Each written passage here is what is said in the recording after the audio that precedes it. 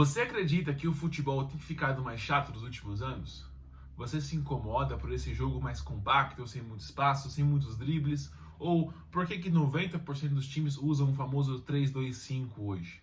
Nesse vídeo eu vou te falar um pouco da história da tática, vou te mostrar por que algumas táticas surgiram, por que essa tática hoje, o 3-2-5, é tão utilizada, o que faz um treinador usar uma tática ou outra determinada estratégia para vencer uma partida, como foi a mudança e como as regras influenciaram nessas mudanças táticas, e eu vou te mostrar aqui hoje como as respostas dessas três perguntas podem ser muito diferentes do que aquelas que você já tem na sua cabeça. Eu sou o João Victor, sou treinador de futebol, licenciado pela CBF Academy, e hoje eu trouxe a prancheta mais uma vez para poder mostrar para você a história da tática e por que essas respostas que eu acabei de falar, essas perguntas que eu acabei de te fazer, têm respostas diferentes das que você já tem na sua cabeça. Como, por exemplo, por que o 3-2-5 é tão famoso? Por que muitas equipes hoje atacam no 3-2-5? Ou por que muitas equipes defendem no 5-3-2, que são aí hoje formações muito utilizadas para atacar e para defender. Primeiramente, você tem que entender que o futebol, a tática relacionada ao futebol, ela é como se fosse a moda, ela tem indas e vindas. Algumas aplicações táticas que você vê hoje já foram usadas no passado e retornam aí ao futebol atual, futebol moderno, com algumas adaptações ao tipo de jogo, mas são ideias que você já pode ter visto em equipes do passado, que realmente foram pioneiras e hoje essas táticas elas são reutilizadas, como por exemplo o 3-2-5. Porém, para poder ir na origem do futebol, quando o futebol começou a ser jogado, ele era muito semelhante ao rugby. Então, naquela época, não era permitido com que a bola fosse passada de um atleta para outro atleta da mesma equipe para frente, apenas para trás. Por isso que, antigamente, se via a tática famosa com o goleiro e apenas um defensor e 9 atacantes. Por quê? Porque era um jogo muito individual. O atleta pegava a bola com os pés e ia conduzindo até tentar marcar o gol, né? Até tentar marcar um ponto. Porém, depois, nos anos 1861, em 63, na verdade, né? 1863, nasceu, na verdade, o futebol, né? É a data onde se origina o esporte chamado futebol, né? Que foi construído lá na Inglaterra, né? E a partir de então, houve algumas mudanças na regra, como, por exemplo, a possibilidade de se passar a bola para frente. Com a possibilidade de se passar a bola para frente, ficou mais perigoso sofrer gols, porque a bola passada de pé em pé, ela chega no gol adversário com muito mais velocidade. E aí, então, se construiu uma ideia de que você precisa se atentar também à parte defensiva do jogo e não apenas atacar. Então, o jogo passou a ser um pouco mais coletivo frente a um jogo que era bastante individual. E aí diversas táticas foram criadas. Uma muito comum, que você já viu hoje em dia, é a pirâmide, o famoso 2-3-5. O 2-3-5 permitia você ter mais jogadores na defesa, tinha mais atletas no meio de campo para fazer essa bola passar de pé em pé e chegar com muito mais velocidade no gol adversário. Então veja, a mudança na regra, no caso a criação de novas regras, fez uma alteração tática que mudou a dinâmica do jogo. Ou seja, a tática moderna do momento foi se criada, né? Aconteceu por conta de mudanças na regra.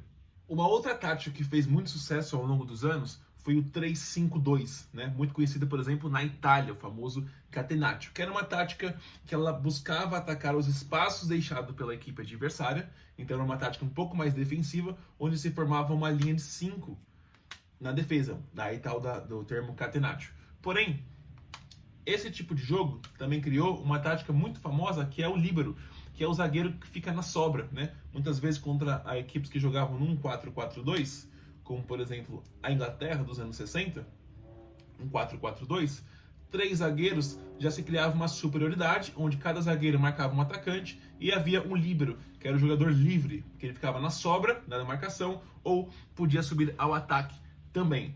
Essa era uma tática interessante, visto que no início a regra do impedimento exigia que houvessem 2 atletas. Porém, depois de um tempo, a regra alterou para que fossem, ao invés de 3 atletas, fossem 2 atletas. Então, o líbero parou de surgir, né, de aparecer muito no futebol, ficando os zagueiros em linha, visto que se o atleta recebesse nessa posição, ele já estaria impedido. Outra tática bem famosa, inclusive, foi a tática que trouxe o primeiro título mundial para o Brasil, foi o 4-2-4, onde um 4-3-3 foi transformado o camisa 10, né, o meio armador, num segundo atacante, o famoso ponta de lança, de um cara aí que chama Pelé. Ele jogou mais ou menos. Porém, o que isso tornou na tática defensiva?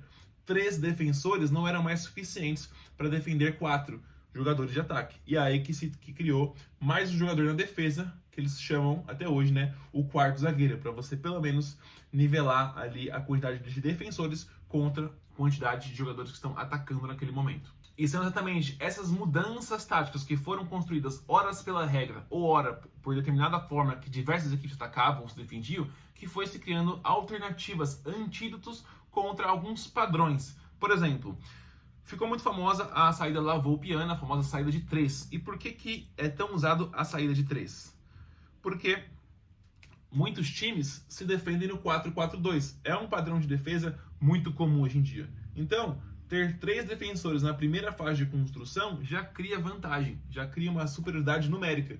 E as táticas, essas evoluções táticas, são justamente para criar vantagens numéricas ou algum outro tipo de vantagem, como posicional, qualitativa, quando você está atacando. E os sistemas táticos defensivos são justamente para anular, ou você anular essa vantagem, ou no mínimo você igualar esse tipo de vantagem, como por exemplo 4 contra 4 no meio de campo, ou se você subir mais um meia para ficar 3 contra 3, enfim, a ideia da tática ofensiva é criar vantagem, e a ideia da tática defensiva é anular ou igualar essa vantagem. Por exemplo, o 4-3-3 do Barcelona. Por que ele deu tanto certo e por que você vê hoje o famoso 2-3-5, 3-2-5, que eu mencionei que é lá do início da tática do futebol, sendo utilizado hoje? Porque o 4-4-2 ainda é um grande sistema para se defender. Porém, ele tem algumas brechas, como por exemplo o espaço entre as linhas, entre a primeira e a segunda linha de marcação. Então você vê que geralmente os meias eles ganham as costas da primeira linha para que os laterais e o volante atraiam a primeira linha para poder fazer a pressão e eles possam receber em vantagem posicional, ou seja, distante de quem deveria estar marcando eles, que são os volantes ou os meias. Nisso, coloca eles em vantagem numérica e posicional contra a última linha. Esse é o propósito da última linha de 5, da última linha de 4 mais 1, enfim, criar vantagem sobre essa linha. Então, pode ser que a equipe que está defendendo crie desvantagem, né? Ou crie uma pressão muito boa aqui. Porém, no momento que a bola passar, a equipe está em desvantagem e a chance do ataque marcar nessa situação é muito grande. E aí, automaticamente, você já entendeu por que muitos defendem no 5-3-2. É meio que fazer um espelhamento ou até o 5-4-1 para evitar ao máximo a bola chegar aqui, onde não há vantagem numérica, porém pode haver uma vantagem qualitativa. Por exemplo, como todos precisam ter um par, um defensor com um atacante, ele não tem cobertura. Então, um ponta, por exemplo, que driblou o lateral, ele já gerou o 2 contra 1. Então gerou a vantagem qualitativa, um defensor contra um atacante, sendo que ele não tem cobertura, porque se o 3 saltar, o 8 fica livre e assim sucessivamente.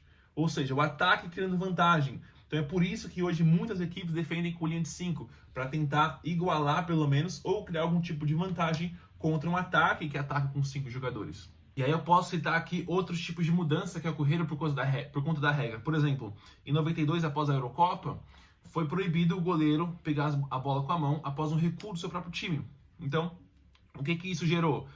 Tornou possível a pressão alta, porque não adiantava a minha equipe pressionar alto lá os zagueiros e o goleiro, se o goleiro podia pegar a bola com a mão e logo lançar a bola para o ataque, ou seja, estaria em desvantagem nesse ponto. Então, a mudança na regra também mudou a tática do jogo. Outro ponto, recentemente, há alguns anos já foi trocada, onde o primeiro toque após o tiro de meta pode ser dentro da área. Antes, os zagueiros tinham que permanecer fora da área para poder receber o tiro de meta do goleiro.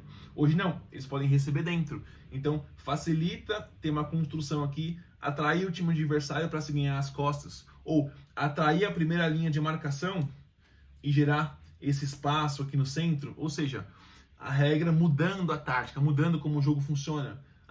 Hoje talvez não tenha tantos dribles como há 10, 15 anos atrás. Sim, justamente para poder evitar esse gap, quando sobe a primeira linha de pressão, a equipe adversária geralmente também sobe a segunda linha, impedindo que se crie esse espaço. Criando esse espaço, porém, tem a ideia do impedimento. Então você vai ver hoje, por exemplo, a equipe do Barcelona do Hans Flick, onde eles controlam muito bem esse espaço às costas, porque há sempre uma pressão aqui na frente.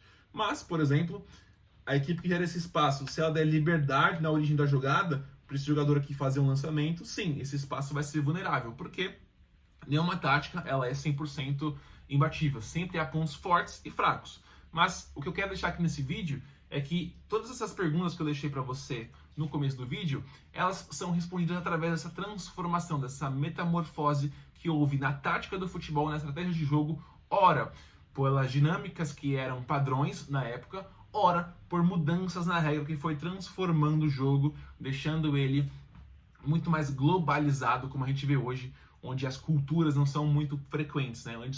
Antigamente, o futebol italiano era de uma forma, o inglês é de outra, o brasileiro é de outra. Hoje você vê já um pouquinho de tudo envolvido em todas as grandes ligas do futebol. Espero então que você tenha gostado desse vídeo. Se você gostou desse vídeo, deixa um like para saber que você gostou. Comenta aqui a sua opinião ou sugestão para o próximo vídeo. Não se esqueça de conferir se você está inscrito aqui no canal e ativa o sininho para você não perder mais nenhum conteúdo aqui no Futebol Traduzido. Eu fico por aqui e um grande abraço, te vejo no próximo vídeo.